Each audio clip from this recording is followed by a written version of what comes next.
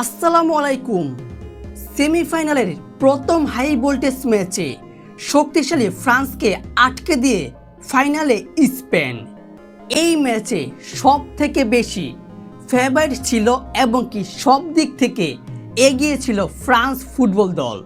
তবু কোন কৌশলে এই ফ্রান্সকে আটকে দিয়েছে স্পেনের ফুটবলাররা?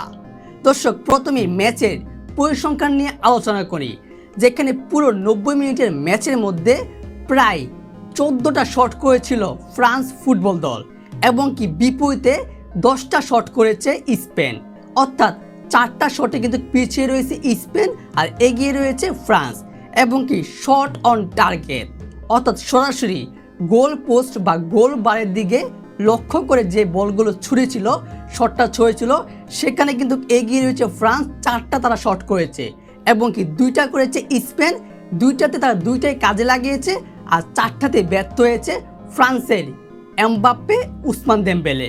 এবং কি পুরো ম্যাচে কাদের পায়ে সবচেয়ে বেশি বল ছিল সেটা হচ্ছে স্পেনের দিকে প্রায় 51% এবং ফ্রান্সের পায়ে বলটা ছিল 49%। সেটা মাত্র 2%-এর ব্যবধান। এবং কি এই ম্যাচে সবচেয়ে বেশি পাস করেছে স্পেন, প্রায় 487টা, এবং কি ফ্রান্স পাসিং করে তারা খেলেছে মাত্র 408টা। এখন প্রশ্ন হচ্ছে, সব দিক থেকে এগিয়ে থেকেও মোটামুটিভাবে তারা এগিয়ে থেকেও ফ্রান্স কোন কৌশলে হেরে গেল এই স্পেনের কাছে? তার কারণটা হলো স্পেনের শক্তিশালী ডিফেন্স এবং কি তাদের মনোবল, বিশেষ করে তাদের গোলকিপার উনাই সিমন যে গোলের বারে সে রুখে দাঁড়িয়েছিল, সেটা ছিল এক কথায় অসাধারণ। মানে একের পর এক, যেখানে ম্যাচের একটা মুহূর্তে মানে প্রথম গোলটা খাওয়ার পরে ফ্রান্সের অ্যাটাকিংয়ে চলে যায় এবং কি ফ্রান্স যখন অ্যাটাকে যায় তখন একমাত্র পায়ে বল ছিল এমবাপ্পের এবং কি গোল বারে একমাত্র স্পেনের রয়েছিল এই উনাই সিমন। ঠিক সেখানেই সেই গোলকিপার প্রায় গোল বার থেকে অনেকটা এগিয়ে এসে সেই ফ্রান্সের এমবাপ্পেকে আটকে দিয়েছে, তার পায়ে থেকে বলটা ছুঁড়ে নিয়েছে এই গোলকিপার। তাছাড়াও এই ম্যাচের স্পেনের ডিফেন্সটা ছিল সবচেয়ে শক্তিশালী এবং কি খুবই ভয়ানক এবং কি তাদের মাথায় সবসময় ছিল আমরা ফাইনালে উঠবো। তাদের মনোবলের কারণে কিন্তু এই ম্যাচটা জিতেছে।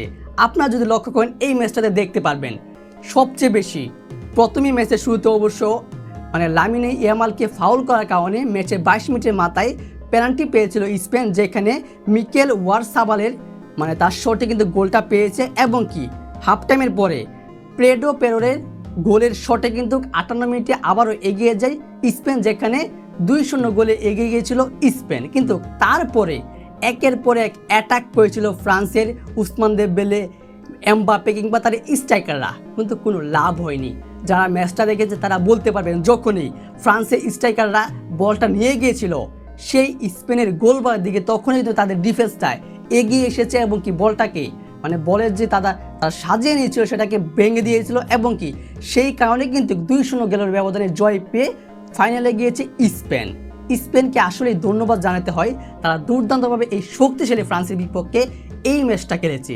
পুরো ম্যাচের মধ্যে আমি লক্ষ্য করেছি যে ফ্রান্স যখনই অ্যাটাকিংয়ে যায় তখনই কিন্তু স্পেনের গোলকিপার সহ ডিফেন্সরা তারা আগে থেকে সতর্ক ছিল যে যখনই তারা আসবে অ্যাটাকিংয়ে তখনই আমরা তাদের বলটা নষ্ট করে দিব।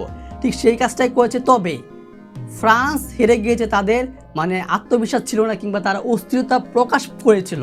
তারা অস্থির হওয়ার কারণে তাদের ডিফেন্স ভেঙে গিয়েছিল, যার কারণে তারাও কিন্তু অ্যাটাকিংয়ের শিকার হয়েছে। ফ্রান্সের ফুটবলাররা লামিনে ইয়ামাল প্রায় একটা গোল করেছিল, তবে সেটা অফসাইড হয়েছে। তবে তারা কিন্তু একের পর এক অ্যাটাক করেছে, যেখানে সফল হয়েছে 2টা বারে। আর বিশ্বকাপ থেকে বিদায় নিতে হয়েছে বর্তমান রানার আপস চ্যাম্পিয়নদের ফ্রান্স ফুটবল দলকে। আসলে ফ্রান্স বাদ পড়েছে, সেটা চলে গিয়েছে। এইবার স্পেনের সামনে হয়ে দাঁড়াবে বড় এক প্রতিপক্ষ। দ্বিতীয় সেমিফাইনালে মুখোমুখি হবে ইংল্যান্ড বনাম আর্জেন্টিনা। সেখানে যে দল জিতবে তার বিরুদ্ধে কিন্তু ফাইনাল ম্যাচে মুখোমুখি হবে স্পেন। দর্শক, এই বিষয়ে এবং কি এই ম্যাচ সম্পর্কে আপনার মতামতটি অবশ্যই কমেন্ট বক্সে জানিয়ে দিবেন। ধন্যবাদ।